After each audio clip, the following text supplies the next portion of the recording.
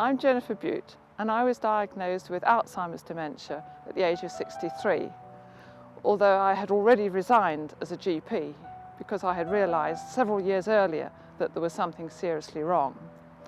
I'm now on medication, and it has made a tremendous difference to me. For many people, dementia is a very bleak prospect, but for me it is a privilege. I now understand it from the inside as well as the outside, professionally, and my father had it. And I do not fear the future. My father once said, "Death is but the turnstile that recushions one's baggage. It doesn't alter the splendour of one's destination," because for me, my faith is central. It all started with me getting seriously lost, so I just bought a sat-nav. I found I was unable to recognise people, even if I'd known them for years. Often mannerisms helps more than names or faces. I have difficulty finding my way home as all houses and roads look the same.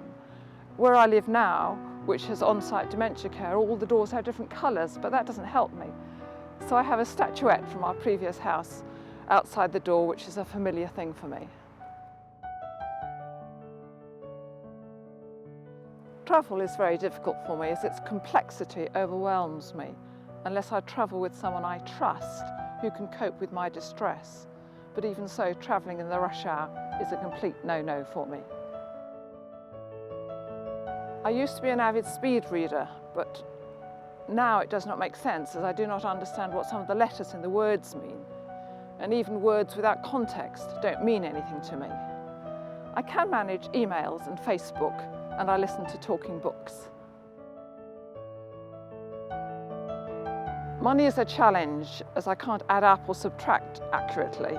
Coins confuse, but I manage online shopping because supermarkets confuse me. I did not realise I had hallucinations until they all disappeared with memantine. I can usually work out that my visual hallucinations are such, logically, but it is useful for me to understand other people who don't have that insight. Many sounds or auditory hallucinations can be worked out logically as well, because we don't have children or babies living in the village where I am, and other people are no longer around.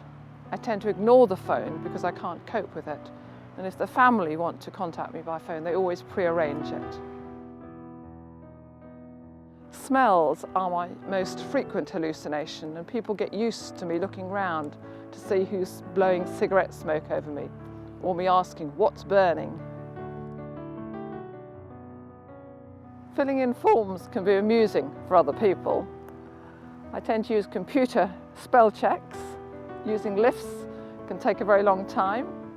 Putting stamps on envelopes can keep the post office in business. I tend to write lists. That's if I remember to read them or can find them. And not recognising one's relatives can be very embarrassing. Understanding is slow and very different to how it used to be. Cooking recipes can be beyond me. Jigsaws can now be far too complex. Bills might as well be in Chinese. And if I say pardon, it probably means I haven't a clue what on earth you're talking about. The spiritual never dies. There are no rainbows without rain, and there can be beauty in colour and shape even if the content is obscure. I see dementia as a gift, even the same way as pain can be a useful gift in the right context. It's a privilege to learn so much more from the inside, and a glorious opportunity to explain, educate and inspire.